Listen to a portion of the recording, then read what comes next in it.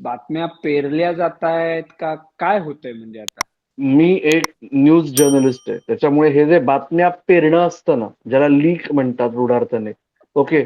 बातमी मिळते, बातमी दिली जात नाही कधी. ओके. आणि जेव्हा मिळवली मला जाते असं. मिळते, हा मी तेच सांगतोय, जेव्हा मला मिळते तेव्हा मला माहितीये त्याच्यासाठी काय काय जंग पिछाडावं लागतं.